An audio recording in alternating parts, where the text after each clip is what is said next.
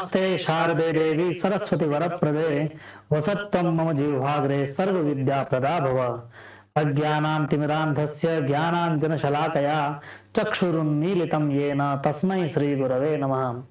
अखण्डं सच्चिदानन्दम् अवाङ्मनसगोचरम् आत्मानमखिलाधारमाश्रयेभीष्टसिद्धये अर्थतोऽप्यद्वयानन्दानतीतद्वैतभानतः गुरूणाराध्य वेदांत सारं वक्ष्ये यथामतिः। नमस्कार, वेदांत की इस कक्षा में आपका हार्दिक स्वागत एवं अभिनंदन है। वर्तमान में अखंड वाक्यार्थ जो तत्वमसि था, उस तत्वमसि वाक्यार्थ का ज्ञान कराने के बाद, ठीक है, उसके बाद अनुभव वाक्यार्थ का विषय आया था। अनुभव वाक्यार्थ के संदर्भ में कहा गया था कि किस प्रकार गुरु शिष्य के अंदर अहम ब्रह्मास्मि इस चित्तवृत्ति का उदय करते हैं और चित्तवृत्ति समाप्त हो जाती है। जिस प्रकार दर्पण की समाप्ति के बाद प्रतिबिंब समाप्त हो जाता है, ठीक है। इसी प्रसंग में आया था कि इस तरह की प्रक्रिया के कारण ही मनसा एव अनुदृष्टव्यम और यन मनसा न मनुते, ये दोनों के दोनों श्रुतियां चरितार्थ हो जाती हैं, क्योंकि वृत्ति व्याप्तित्व का अंगीकार होता है और फल व्याप्ति का प्रतिषेध होता है। वृत्ति व्याप्तित्व क्या है और फल व्याप्तित्व क्या है, इसके संदर्भ में कहा गया था कि फल व्याप्तित्वमेवास्य शास्त्रकृद्भिः निवारितम् ब्रह्मण्य ज्ञान नाशाय वृत्ति व्याप्तिरपेक्षिता स्वयं प्रकाशमानत्वा नाभास उपयुज्यते। यह बताया गया था कि मनसा एव अनुदृष्टव्यम और यन मनसा न मनुते, ये दोनों के दोनों श्रुतियां किस तरह से चरितार्थ हैं।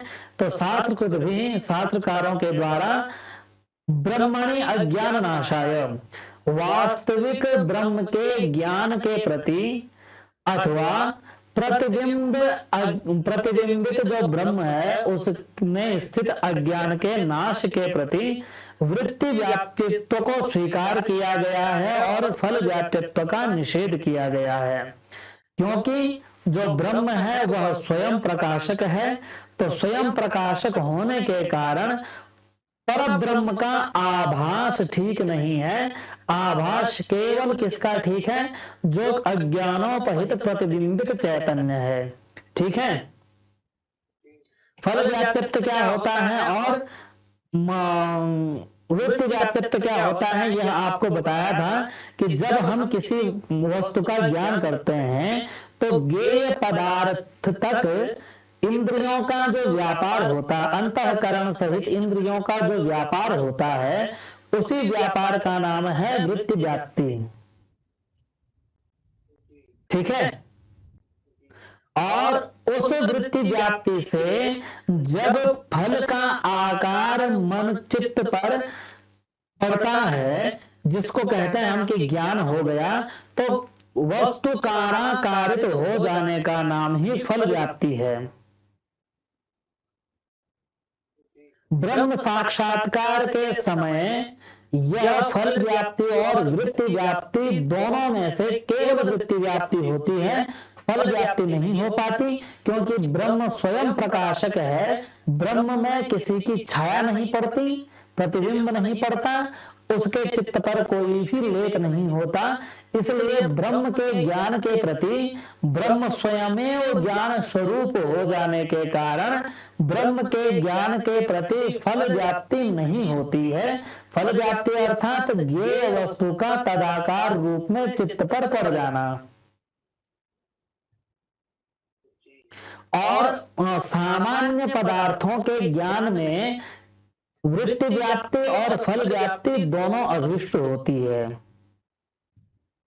उदाहरण दिया था कि जड़ पदार्थाकाराकारित चित्त वृत्ति विशेषोस्ति, कि जड़ पदार्थ में जड़ पदार्थ के ज्ञान के लिए जड़ पदार्थाकारित जो चित्त वृत्ति है, अर्थात जो आपने जड़ पदार्थ को देखा है, चाहे घट को देखा है, तो घट के दर्शन के कारण आपकी चित्त वृत्ति जो घटाकाराकारित हो गई है, घट के आकार वाली हो गई है, इसी का नाम है तदाकाराकारित। उस वृत्ति में विशेष ये है कि उस वृत्ति में वृत्ति व्याप्तित्व भी होता है और फल व्याप्तित्व भी होता है। इसीलिए अयम घटः इति घटाकाराकारित चित्त वृत्ति अज्ञातम घटम विषयीकृत्य तद्गत अज्ञान दर्शन पुरस्सरम स्वगत चिदाभासेन जडम घटम अपि भाषयति।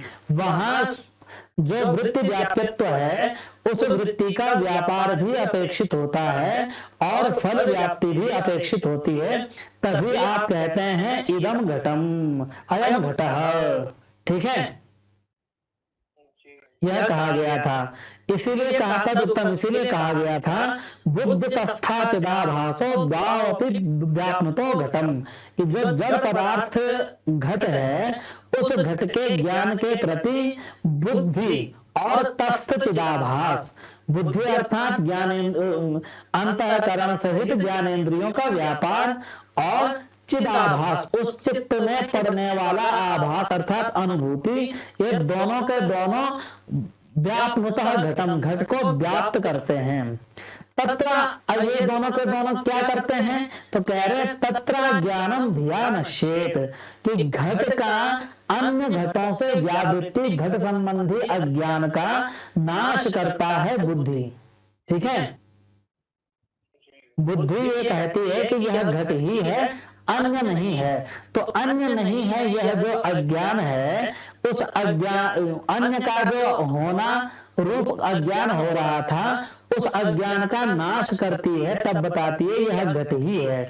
और आभास, जो आभास है, उस आभास से चित्त पर घट का आकार उपस्थित होता है कि अच्छा घट इस तरह का है। यहां तक का कल का पाठ हो गया था। ठीक है, अब कह रहे हैं कि यथा दीप प्रभा मंडलम अंधकार गतम घटपटादिकम विषयीकृत्य तदकर अंधकार निरसन पुरस्सरम स्वप्रभया तदभिभाषयति इति। अभी जो आपको कहा है कि बुद्धि और तस्थ जो आभास हैं, वो दोनों के दोनों घट को व्याप्त करते हैं। और बुद्धि क्या है, अज्ञान का नाश करती है, और बुद्धि में स्थित जो चिदाभास है, वह मन चित्त पर घट का स्फुरण करती है। कैसे, तो जैसे दीप प्रभा मंडलम अंधकार गतम घटपटादिकम, कि जिस प्रकार से दिए का प्रकाश मंडल, दीप प्रभा मंडलम, दीपक का प्रभा मंडल, अंधकार गतम, अंधकार में स्थित घटपट इत्यादि वस्तुओं को विषय बनाकर, अपना केंद्र बनाकर, तदगत अंधकार निरसन पुरस्सरम, वह दीपक जो अंधकार में था, उस दीपक गत अंधकार का नाश करके स्वप्रभया, अपनी प्रभा के द्वारा, तदपि उस घट का भी बोध कराती हैं। उसी प्रकार से बुद्धि और बुद्धि में स्थित जो चित्त है, वह चित्त जो घट है, उस घट को अन्यों से व्यावृत करता है, अन्यों से हटाकर निश्चित करवाता है, और साथ में घट का मन में ज्ञानात्मक बुद्धि भी उत्पन्न करता है। ठीक है, दृष्टांत दिया दीपक का, कि दीपक क्या करता है, कि दीपक अपने प्रभा मंडल के माध्यम से अंधकार में रखे हुए जो घड़े हैं, उन घड़ों से पहले अंधकार का नाश करता है। किसी कमरे में अंधेरा है, तो जब लाइट जलाते हो तो अंधेरा दूर होता है कि नहीं, और जब अंधेरा दूर होता है तो उस अंधकार में रखी हुई वस्तुएं भी नजर आने लगती हैं कि नहीं। तो कितने कार्य होते हैं, कौन कौन से, एक अंधकार का हटना, दूसरा वस्तु का दिखना। तो अंधकार का नाश होना अर्थात अज्ञान का नाश होना, और ज्ञान होना अर्थात वस्तु का तदाकार रूप में चित्त पर पड़ना, तो यही कार्य करते हैं बुद्धि और बुद्धि में स्थित चिदाभास। ठीक है, ये चिदाभास शब्द आ रहा है, लेकिन अर्थ तो आप समझ रहे हैं ना। तो यहां तक हो गया हमारा। ठीक है, ये कल हो जाना चाहिए था, कल कक्षा थोड़ी विलंबित हो गई थी। तो ये हो गया तुम्हारा अनुभव वाक्यार्थ संबंधी प्रकरण। ठीक है, अब आगे कहते हैं कि एवं भूत स्वस्वरूप चैतन्य साक्षात्कार पर्यंतम श्रवण मनन निदिध्यासन समाध्यनुष्ठानस्य अपेक्षितत्वात् तेपि प्रदर्शन्ते। इस प्रकार से एवं भूत, इस प्रकार से स्वस्वरूप चैतन्य, स्वस्वरूप है कि स्वरूप चैतन्य है? यहाँ स्व माने अपने स्वरूप चैतन्य के साक्षात्कार पर्यंत, अर्थात पर ब्रह्म के, या तो जो स्वयं में ब्रह्म है उस ब्रह्म का साक्षात्कार जब कर लेता है तो उसके तुरंत ही पर ब्रह्म का साक्षात्कार भी होता है कि नहीं होता? बताया था ना इससे पहले कक्षाओं में कि तीनों क्रियाएं एक साथ होती हैं। चित्तवृत्ति का उदय होना, और जैसे चित्तवृत्ति उदय होती है वैसे चित्तवृत्ति का नाश भी हो जाता है, पर ब्रह्म का साक्षात्कार हो जाता है, पर ब्रह्म मात्र बचता है स्वयं प्रकाश। तो उन दोनों में से अंतिम को पकड़ो चाहे प्रतिबिंब को पकड़ो, दोनों ही अवस्थाओं में कि जब तक, क्योंकि प्रतिबिंब को पकड़ोगे तो उसके तुरंत बाद साक्षात्कार हो ही जाना है, और साक्षात्कार को पकड़ोगे तो चित्तवृत्ति सहित ही आएगा।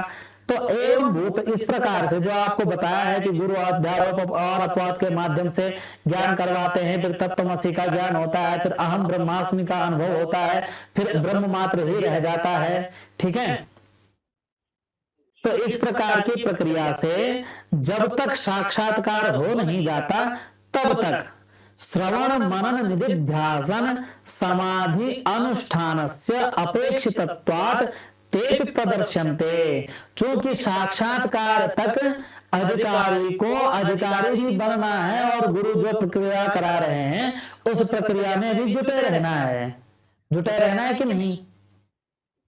कहा था ना कि समदम उपरति इत्यादि। तो वहां तक उस व्यक्ति को जिसको ब्रह्म का साक्षात्कार प्राप्त करना है, जिसको जन्म मरण रूप संसार चक्र से मुक्त होना है, उस व्यक्ति को श्रवण मनन निदिध्यासन समाधि इनके अनुष्ठान की अपेक्षा होती है, इसलिए ते अति प्रदर्शनते, उनका भी प्रदर्शन किया जा रहा है। कुछ समझे? क्या समझे?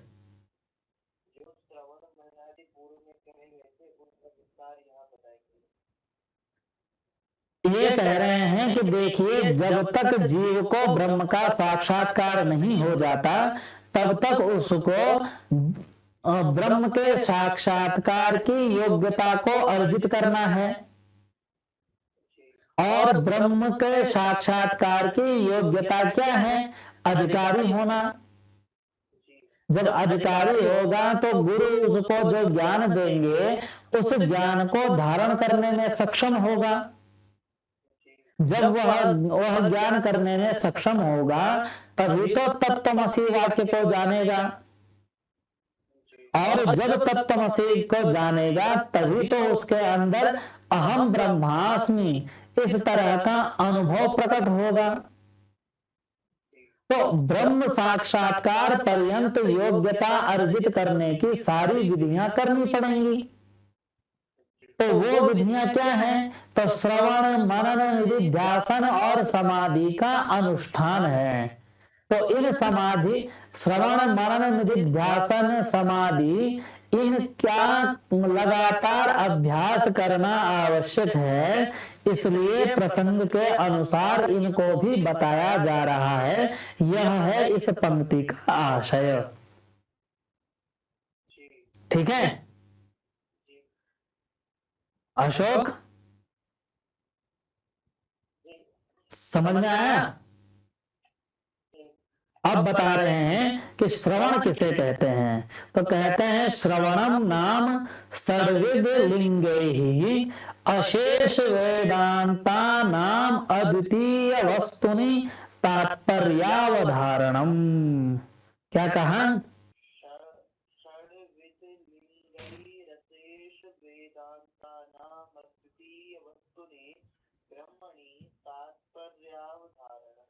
अब कहा कि देखिए गुरुजी आपने बता दिए हैं कि ब्रह्म साक्षात्कार पर्यंत श्रवण मनन निधिध्यासन समाधि इनका अनुष्ठान अर्थात इनको करना चाहिए योग्यता अर्जित करने के लिए। तो श्रवण किसे कहते हैं? तो कहते हैं श्रवणम नाम षड्विध लिंगैहि अशेष वेदांता नाम अद्वितीय वस्तुनि तात्पर्यावधारणम। कि षड्विध लिंगों के द्वारा, षड्विध लिंगे ही 6 प्रकार के लिंगों के द्वारा अशेष वेदांता नाम, अशेष माने जब कुछ भी शेष न रह जाए अर्थात समस्त वेदांतों का अर्थात वेदांत वाक्यों का अथवा वेदांत सूत्रों का अथवा वेदांत वचनों का अद्वितीय वस्तुनि, अद्वितीय जो वस्तु है कौन? ब्रह्म, ठीक है, उसमें तात्पर्य अवधारणम, तात्पर्य का अवधारण करना श्रवण कहलाता है। क्या कहा? श्रवण किसे कहते हैं? षड्विध जो लिंग है उन षड्विध लिंगों के द्वारा वेदांत के संपूर्ण जो कथन है उनका अद्वितीय जो वस्तु है ब्रह्म, उस वस्तु के तात्पर्य का अवधारण ही श्रवण है। श्रवण किसका क्या है कि जितने भी वेदांत वाक्य हैं जो ब्रह्म के प्रतिपादक हैं उन ब्रह्म के प्रतिपादक समस्त वेदांत वाक्यों में तात्पर्य का निर्धारण करना। ऐसा क्यों कहा है? ऐसा इसलिए कहा है कि जो वेदांत वाक्य हैं वो वेदांत वाक्य अन्य दर्शनों के वजह से या अन्य आचार्यों ने उनका अपने अपने अनुसार अर्थ ले लिया है। हाँ, हमने कहा कि ऐसा इसलिए कहा कि अभी तक आपने पढ़ा होगा कि अनेक श्रुतियां हैं ब्रह्म की प्रतिपादिका। उन श्रुतियों में तात्पर्य भेद हो जाने से यदि आपने आधे से ही अर्थ समझा है तो उनका अर्थ का अनर्थ हो जाता है, होता है कि नहीं? आत्मा किसे कहते हैं इस विषय में जो 9 पक्षों का उपस्थापन किया था वो 9 पक्ष आधा अधूरा ज्ञान हो जाने के कारण ही बन गए थे। तो जब आप श्रवण करोगे, श्रवण का मतलब है पूरा तात्पर्य ग्रहण करने तक अच्छी तरह गुरु के वाक्य को सुनना, बीच में टोकना नहीं। अर्थात जिस प्रकार 9 श्रुतियों के द्वारा अपने अपने मत का उल्लेख कर दिया था वह इसीलिए हुआ था क्योंकि किसी व्यक्ति ने श्रुति सुनी और उसी श्रुति को अंतिम ज्ञान मान करके अपना अर्थ लगा लिया। जैसे किसी ने पूछा, आपको न्याय बताया था स्थूल अरुंधति न्याय, कौन सा न्याय बताया था? तो किसी ने पूछा स्थूल अरुंधति न्याय क्या है? गुरु ने कहा वो देखो। अब इतना ये कहने पे ही समझ लिया कि गुरु जी कह रहे हैं वो देखो, तो इसका मतलब वही क्या है? अरुंधति तारा है। तो ऐसा नहीं है, जब तक आप पूरी बात नहीं सुनेंगे, निश्चयात्मक वाक्य नहीं सुनेंगे, तब तक पूर्व वाक्यों से अधूरा अर्थ ही लगेगा। ठीक है? वो पिक्चर देखिए धमाल पिक्चर में एक सीन है जब क्या कहते हैं उनका हवाई जहाज क्रैश हो जाता है तो वो फोन करके पूछते हैं विभाग को कि भैया हमारा प्लेन ऐसा ऐसा गड़बड़ हो गया है, कौन सा बटन दबाएं? हाँ, तो वो याद आ रहा है। तो उस तरह का अगर आधा अधूरा सुनोगे तो क्या करोगे कि लाल बटन दिख रहा है जी दबा दिया, अब वही तो नहीं दबाना था। हाँ, ठीक है। तो वो क्या है कि अधूरा सुना और कार्य करने चल पड़े। तो इसलिए श्रवण का तात्पर्य यह है कि अच्छी तरह धैर्य पूर्वक सुनो, जब तक वाक्य अपनी समाप्ति तक नहीं पहुंच जाए, जब तक अनेक वाक्यों का परिणाम न हो जाए, तब तक एक वाक्य को प्रमाण बना लेने से आपको ब्रह्म प्राप्त नहीं हो सकता। इसीलिए श्रवण किसे कहा है कि वेदांत वाक्यों में तात्पर्य ग्रहण करने तक श्रवण करना। ठीक है। 6 प्रकार के लिंगों से अशेष वेदांता नाम, जितने भी वेदांत के सूत्र हैं, वचन हैं, उन वचनों तक क्या करना, तात्पर्य का अवधारण करना। अब प्रश्न आया कि भाई अभी तो हम श्रवण क्या है, यही श्रवण क्या है, मनन क्या है, निधिध्यासन क्या है, समाधि क्या है, यही कर रहे थे। आपने श्रवण में भी दे दिया कि 6 प्रकार के लिंगों से अब ये 6 प्रकार के लिंग क्या हुए। तो 6 प्रकार के लिंग बता रहे हैं कि लिंगानि तो क्रम लिंगानि तो उपक्रमोपसंहाराभ्यास पूर्वता फलार्थवादा वादोपपत्याख्यानी कि लिंगानि तो, लिंग तो कौन कौन से हैं, तो उपक्रम गिनो, उपक्रम, उपसंहार, अभ्यास, अपूर्वता फल, अर्थवाद, उपपत्ति। तो ये 6 हैं लिंग, जो अभी कहा गया ना कि 6 प्रकार के लिंगों के द्वारा वेदांत, समस्त वेदांत वचनों का अद्वितीय वस्तु में तात्पर्य किस प्रकार है, उसको अच्छी तरह से अवधारण करना अर्थात सुनना। ठीक है। वेदांत, समस्त वेदांतों का प्रतिपाद्य क्या है, ब्रह्म है, अद्वितीय ब्रह्म, जिसको पहले बताया था जब आपको अनुबंध बताया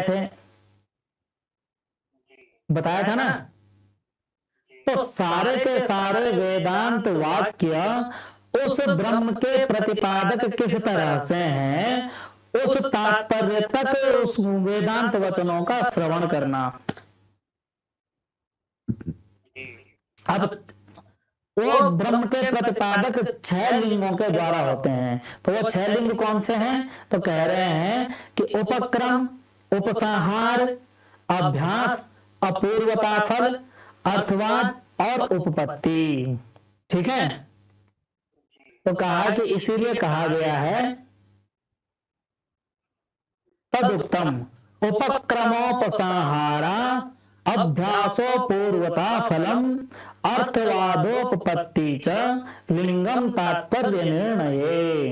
तात्पर्य निर्णय, तात्पर्य के निर्णय में अर्थात किसी व्यक्ति का कथन का क्या आशय है या वह आशय उसका किस तरह से इस चीज को प्रकट करने के लिए या प्रमाण के लिए 6 लिंग का अर्थात 6 चिन्ह, 6 कारण होते हैं। तो क्या क्या कारण होते हैं, तो कहा उपक्रम, पहला कारण क्या है, दूसरा है उपसंहार, तीसरा है अभ्यास, चौथा है अपूर्वता फल, पांचवा है अर्थवाद और छठा है उपपत्ति।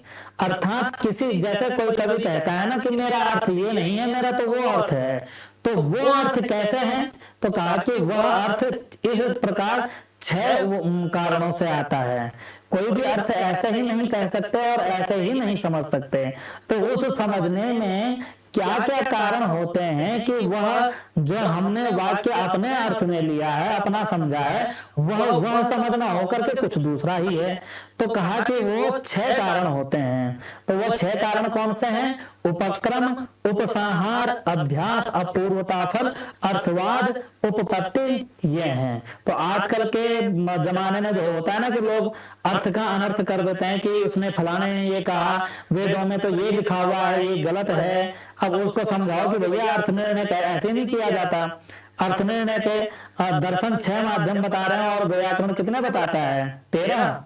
संयोगो विप्रयोगश्च, साहचर्यम विरोधिता, अर्थ प्रकरणम लिंगम, शब्दस्यान्य से सन्निधि इत्यादि। ठीक है,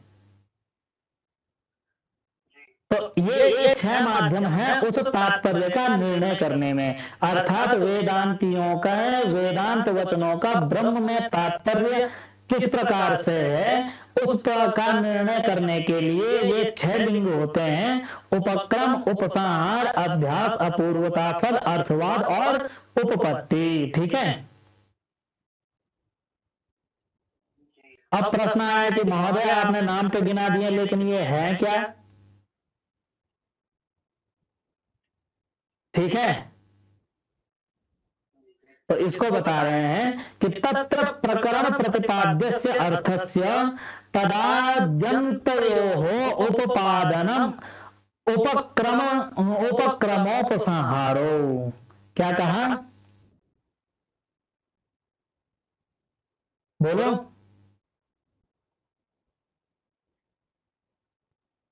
प्रकरण प्रतिपाद्यस्यार्थस्य तदाद्यन्तयोरुपपादनम् उपक्रमोपसंहारौ। कि तत्र प्रकरण प्रतिपाद्यस्य अर्थस्य तद आद्यन्तयोः उपपादनम उपक्रमोपसंहारो। कि तत्र प्रकरण प्रतिपाद्यस्य, वर्तमान में हमने कोई प्रकरण चलाया, ठीक है, वह प्रकरण अपने विषय के प्रतिपादन के लिए है। ठीक है, तो जैसा हमारा अनुभव वाक्यार्थ था, तो प्रकरण क्या हुआ? हमारा अनुभव वाक्य, और उसका प्रतिपाद्य क्या है? उस अनुभव वाक्य का अर्थ को समझना। तो उस अनुभव वाक्य के अर्थ को समझना रूप जो प्रतिपाद्य अर्थ है, उस अर्थ के लिए आदि अंत यो हो, प्रारंभ से लेकर के अंत तक का जो पूरा का पूरा विवरण है, वह विवरण क्या कहलाता है? उपक्रम और उपसंहार कहलाता है। अर्थात किसी वस्तु को प्रतिपादन करने के लिए जब वक्ता बोलना प्रारंभ करता है तो एक के बाद एक वाक्य कहता है, फिर वाक्य कहता है, उदाहरण प्रत्युदाहरण देता है कि नहीं? तो यह जो प्रक्रिया है इसमें एक क्रम बन रहा है, उसको कहते हैं उपक्रम। ठीक है, और जब व्यक्ति सारे लक्षण उपस्थित करके अंतिम में सार कहता है कि इसलिए यह ऐसा है, तो इसे कहते हैं उपसंहार। जैसे आपने देखा होगा, कभी आप किसी को पूछते हैं तो 2 प्रकार के लोग इस संसार में विद्यमान होते हैं, कम बोलने वाले और स्पष्ट बोलने वाले, और एक तीसरे प्रकार के भी होते हैं, फालतू बोलने वाले। किसी को पूछोगे कि फलानी जगह का, कभी ऑफिस में जाओगे तो कहोगे कि भाई फलाना ऑफिस कहाँ है, तो कोई कहेगा कि जी वहां है। तो ये हुए सीधे बताने वाले। एक होते हैं स्पष्ट बताने वाले, किसी को पता है कि आप इधर उधर भटक सकते हो, उसको अनुभवी है वह, तो वो आपको स्पष्ट बताता है कि यहाँ से वहां जाओगे, वहां के बाद लेफ्ट को मुड़ोगे, उसके बाद इधर को जाओगे, सामने पे ये दिखेगा तो वहां ये चीज आएगा। तो ये जो स्टेप बाय स्टेप, सोपान दर सोपान आपको चीज बता रहे हैं, वह है उपक्रम।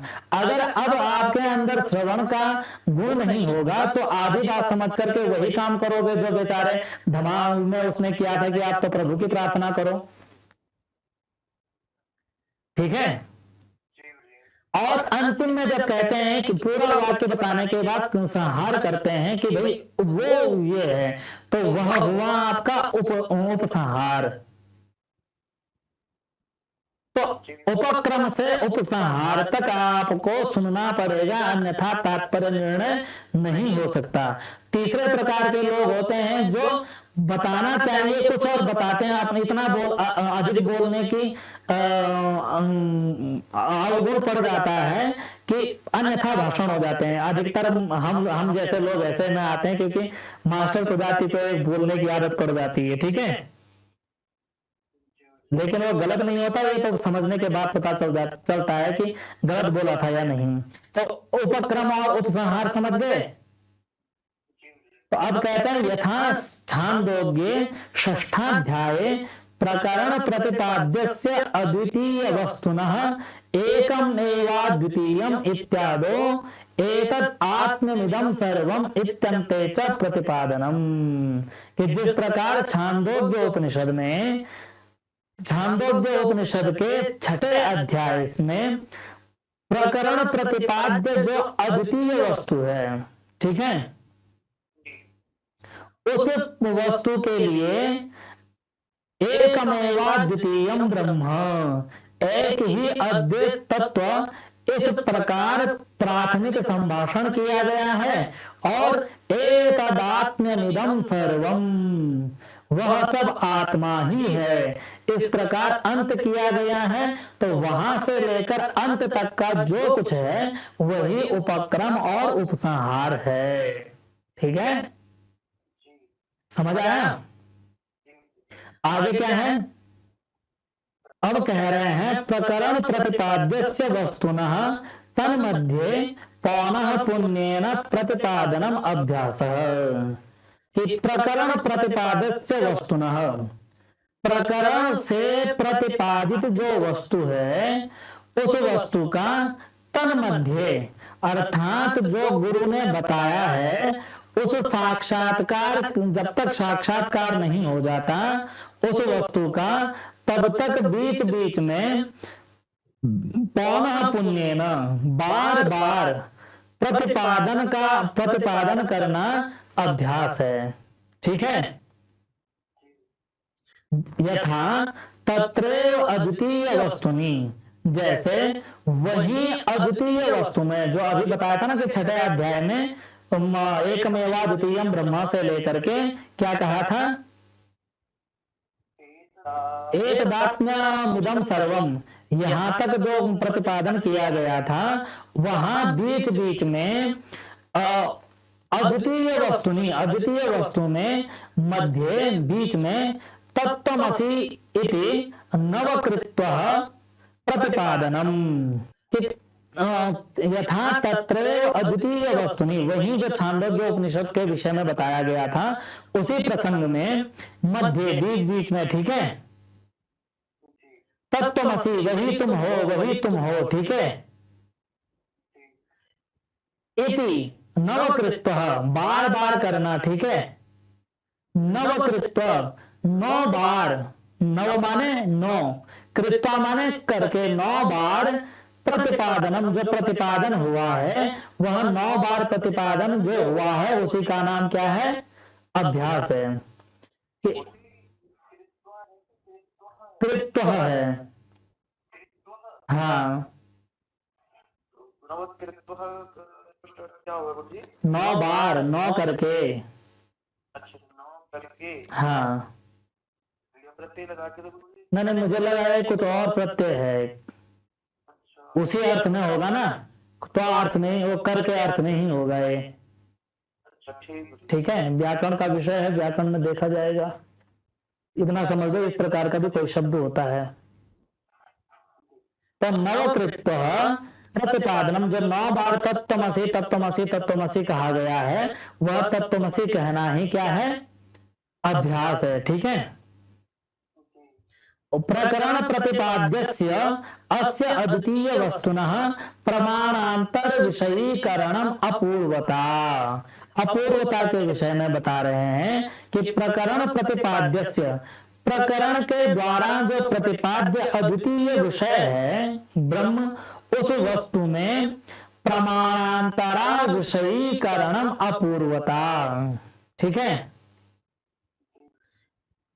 प्रमाणांतर अविषयीकरणम, किसी अन्य प्रमाण के द्वारा, ठीक है, अविषयीकरण, ठीक है, अर्थात विषय न बनना अपूर्वता है। ठीक है,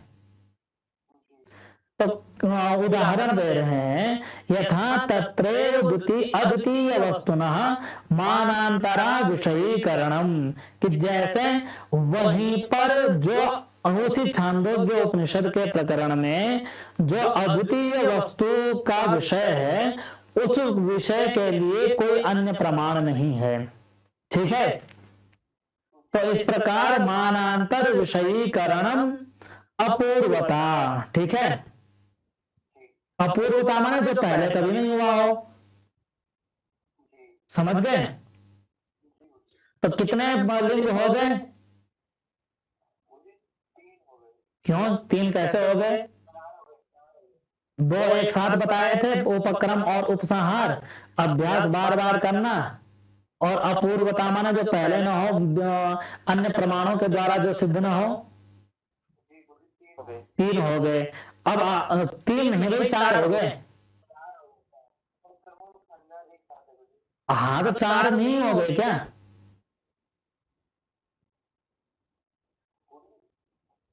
लिंग कितने हैं? तो छह कौन कौन से हैं, गिनाओ जरा।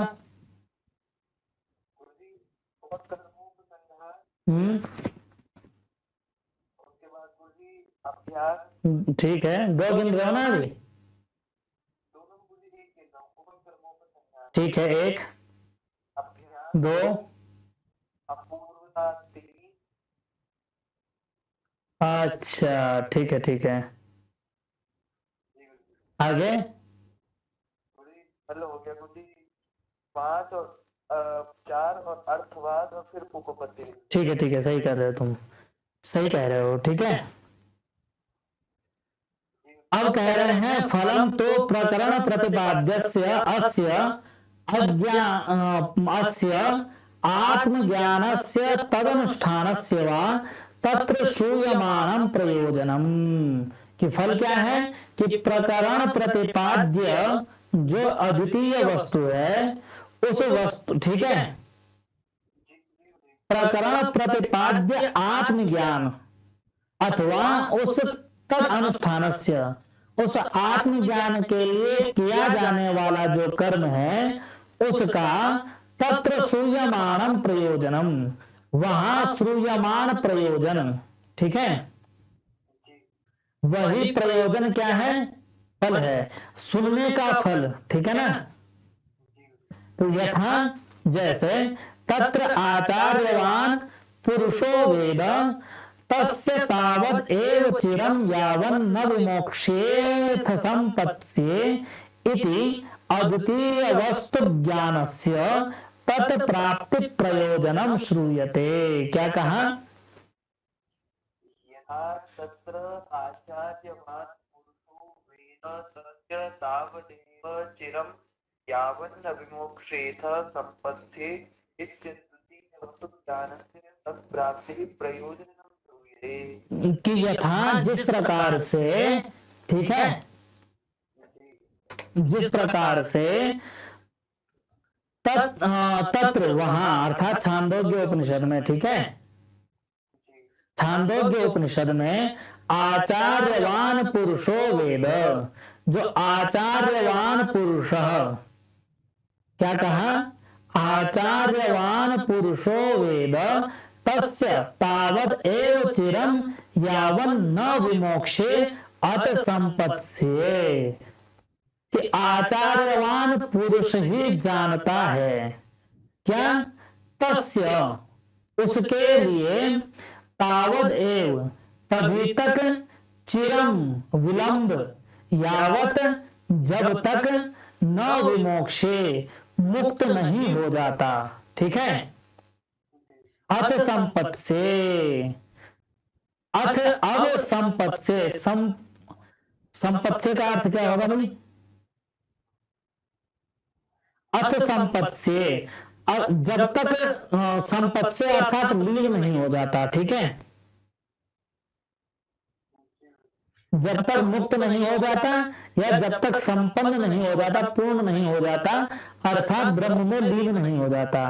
आचार्यवान पुरुषो वेदा, आचार्यवान पुरुष ही जानता है कि तस्य तावद एव चिरम, जो यह जो अज्ञान है वह तभी तक है जब तक न विमोक्षे, मुक्त नहीं हो जाते अथवा पूर्ण नहीं हो जाते, यानी जब तक उस ब्रह्म में लीन नहीं हो जाते, ऐसा कौन जानता है? आचार्यवान पुरुष ही जानता है। इति अद्वितीय वस्तु ज्ञानस्य तत्प्राप्ति प्रयोजनम श्रूयते। ठीक है, तो ये तत्प्राप्ति प्रयोजनम श्रूयते, तत् अर्थात उस अद्वितीय वस्तु की प्राप्ति का प्रयोजन बताया गया है। ठीक है, तो इस प्रकार श्रूयमाण जो सुना जा रहा है उसका जो प्रयोजन है वही फल है। ठीक है, तो यहाँ उस जो उदाहरण दिया जा रहा है इनके द्वारा छांदोग्योपनिषद का, उस छांदोग्योपनिषद के उपक्रम से उपसंहार तक का सुनने का प्रयोजन क्या है? तो उस अद्वितीय ब्रह्म को पाना। ठीक है, तो प्रकरण प्रतिपाद्य अथवा उसका अनुष्ठान करने से सुनने का जो प्रयोजन है वही प्रयोजन फल है। ठीक है, इतना हो गया। फिर है प्रकरण प्रतिपाद्यस्य तत्र तत्र प्रशंसनम अर्थवाद। कि अर्थवाद किसे कहते हैं? कि प्रकरण प्रतिपाद्य जो विषय है उस विषय का तत्र तत्र प्रशंसनम, वहां वहां प्रशंसा करना ही क्या है? अर्थवाद है। ठीक है, अर्थवाद किसे कहते हैं? बढ़ा चढ़ा करके किसी वस्तु की प्रशंसा करना ताकि व्यक्ति उसके प्रति अनासक्त न हो या उसके प्रति आकर्षित हो। जब उसके प्रति आकर्षित होगा तो उसको वह ज्ञान मिलेगा। गुरु ब्रह्म की बार बार प्रशंसा करेगा तो जो शिष्य है उसका मोह बना रहेगा उस ब्रह्म की प्राप्ति के प्रति। अन्यथा संभव है कि उस कथा में वह व्यक्ति उब जाए। तो बीच बीच में उस ब्रह्म की बढ़ा चढ़ा करके तारीफ करना ही अर्थवाद है। तो इसी प्रकार से वेदों में जो अतिशयोक्ति कही गई है, जिनको कुछ अत्यधिक बुद्धिशाली, जिनको शास्त्रों में मूर्ख कहा गया है, वो कहते हैं कि ऐसा कहा गया है, ऐसा कहा गया है। महाभाष्य में भी कहा है ना कि कुछ बातें अज्ञानियों को भ्रमित करने के लिए कही जाती हैं और कुछ अतिशयोक्ति वाली बातें ज्ञान तक पहुंचाने के लिए, आकर्षित करने के लिए कही जाती हैं। उनका वास्तविकता से केवल कुछ कुछ संबंध होता है। उन वाक्यों को यदि आप प्रमाण मान लेंगे तो वो प्रमाणिक बातें नहीं होती, क्योंकि अतिशयोक्ति क्यों की जाती है? वस्तु के प्रति जिज्ञासा बनाए रखने के लिए। तो क्या कहते हैं, जो प्रेमी होता है वह प्रेमिका का इतना प्रशंसा क्यों करता है? ताकि वह प्रेम बना रहे। ठीक है, तो इसीलिए ब्रह्म के प्रति कहे गए वेदांत वाक्यों से कहीं श्रोता उकता न जाए, इसलिए ब्रह्म की बढ़ा चढ़ा करके तारीफ करना ही क्या है? अर्थवाद है। ठीक है, इतना समझ आ गया। तो प्रकरण प्रतिपाद्यस्य तत्र तत्र प्रशंसनम अर्थवाद। प्रकरण प्रतिपाद्य जो वस्तु है उसका जहां तहां प्रशंसा करना ही अर्थवाद है। यथा जैसे तत्रेव उत तमादेशमाप्राक्ष्यो येन श्रुतं श्रुतं भवत्यमतं मतम् अविज्ञातं विज्ञातम् इति अद्वितीय वस्तु प्रशंसनम। क्या कहा? उत तमादेशमाप्राक्ष्यो येन श्रुतं श्रुतं भवत्यमतं मतम् अविज्ञातं विज्ञातम् इत्यद्वितीय वस्तु प्रशंसनम। तो उत तमादेशम अप्राक्ष्यो, तम आदेशम अप्राक्ष्य, उस आदेश को उस तूने वह उपदेश पूछा। तम आदेशम अप्राक्ष्य, उस आदेश को पूछा। येन अश्रुतम श्रुतम, जिससे न सुना हुआ भी और सुना हुआ भी भवत्यमतम, भवति अमतम, ठीक है। जी अमतम मतम स्वीकार किया गया या न स्वीकार किया गया, अविज्ञातम विज्ञातम, चाहे जाना चाहे न जाना, ठीक है। तो तूने वह उपदेश पूछा जिससे न सुना अथवा न सुना गया चाहे सुना गया, विचार किया गया या न विचार किया गया, ठीक है, माना गया चाहे न माना गया, अज्ञात है चाहे बोधित है, उसके सदृश हो जाती है। इस प्रकार लंबे चौड़े वाक्य कह करके उसकी प्रशंसा की गई है। यह अद्वितीय वस्तु की जो प्रशंसा है, यह प्रशंसा ही अर्थवाद है, ठीक है। आगे क्या है, उपपत्ति। तो प्रकरण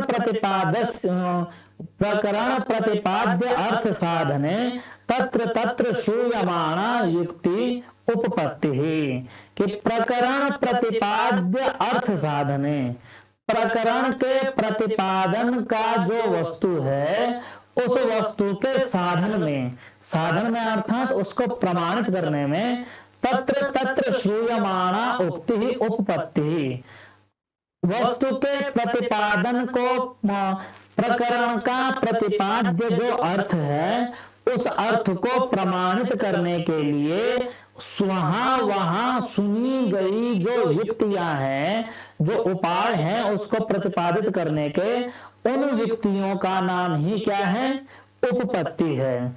यथा जैसे तत्र सौम्येन एकेन मृतपिंडेन सर्वं मृण्मयं विज्ञातं स्याद् वाचारंभणं विकारो नामधेयं मृत्तिकेत्येव सत्यम इत्यादि अद्वितीय वस्तु साधने विकारस्य वाचारंभण मात्रत्वे युक्ति श्रूयते। क्या कहा,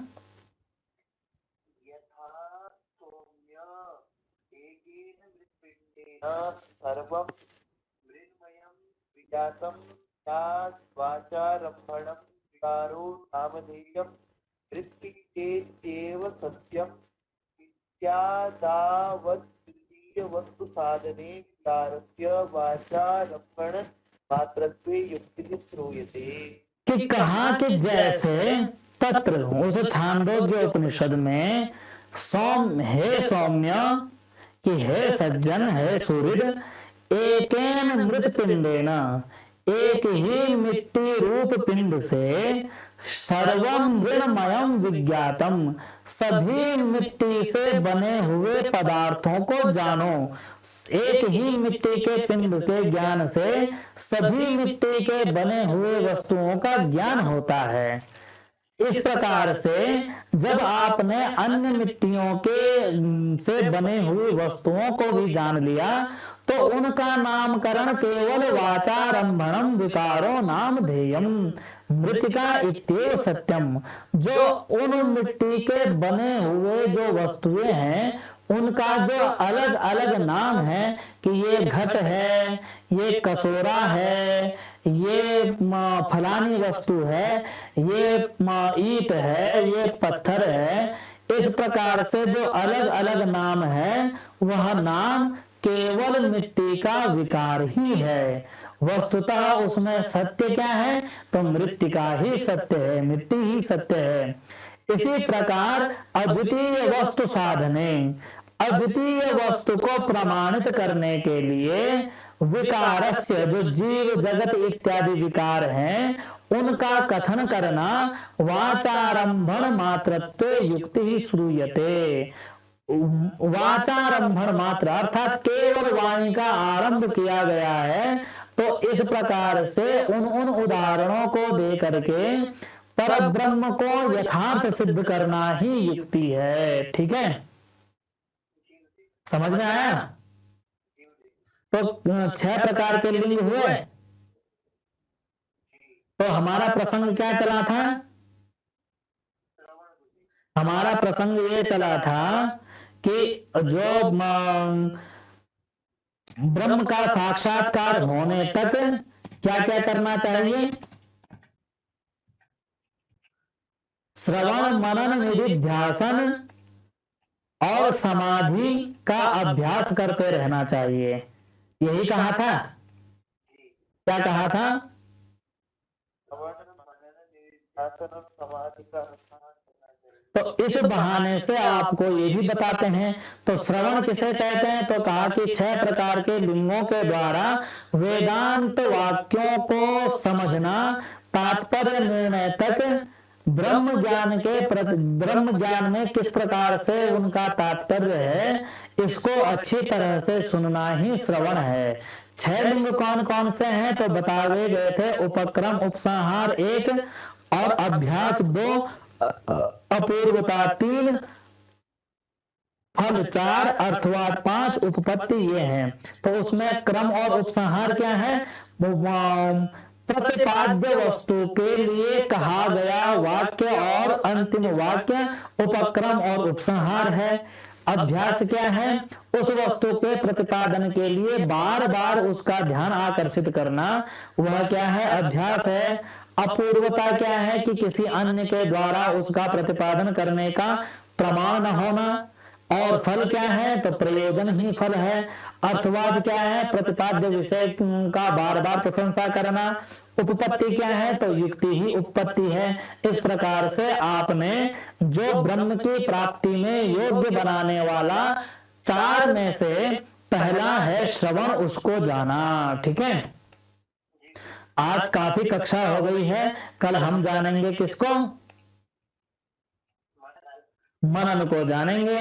तो उसके बाद निधिध्यासन को भी जानेंगे और उसके बाद समाधि को भी जानेंगे।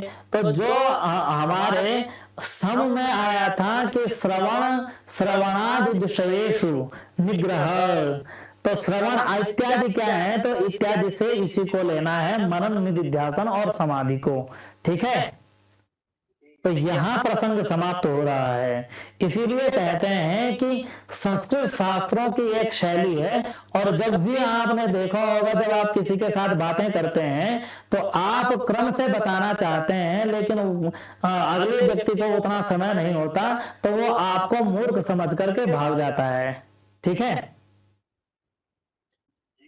तो इसीलिए वह अज्ञानी ही रह जाता है। और संस्कृत शास्त्रों को आधे को ही पूरा समझने का जो गलत प्रयास है, इसी के कारण लोगों को समझ नहीं आ रहा है। और समझ क्यों नहीं आता? किसी भी वस्तु को प्रतिपादन करने के लिए वक्ता को प्रतिपाद्य जो सामग्री है, जैसे हमें जो प्रतिपादन करना है, उसके लिए कुछ तो बोलना है ना। और वो बोलना सामने पे स्थित व्यक्ति सापेक्ष है। यदि हम उसको पहले से जानते हैं, उसका पूर्व ज्ञान हमें पता है, तब तो हम कम शब्द प्रयोग करेंगे। यदि हम उसको नहीं जानते तो उसके ज्ञान के आधार पर नहीं, सामान्य मान करके उतने शब्द अपेक्षित हैं। तो जिस व्यक्ति को उतना सुनने का सामर्थ्य है, तभी उसे हमारे द्वारा ज्ञान प्राप्त हो पाएगा, अन्यथा आधे सुन के उसे ज्ञान नहीं होगा। इसलिए कभी भी किसी से पूछना हो तो थोड़ा सा टाइम देना जरूरी है। ठीक है। तो इसी प्रकार से ग्रंथ ने धीरे धीरे अपना भेद खोल रहा है। और जैसे जैसे इसका भेद खुलता जाएगा, आपको समझ आता जाएगा कि क्या कहा, कब कहा। इसलिए कहता हूं कि किसी भी शास्त्र को 2 बार जरूर पढ़ना चाहिए। एक बार पहले अपनी ग्रंथ के अनुसार कहना, उसके बहाव में बहो, और जब उसके बहाव में बहते बहते अंतिम छोर तक चले जाओगे, दोबारा जब मुंह तैरना शुरू करोगे तो तुम्हें पता लगेगा कि ये बात वहां बताई गई है, ये बात वहां बताई गई है। पूरा ग्रंथ बुद्धिगत हो जाएगा। ठीक है।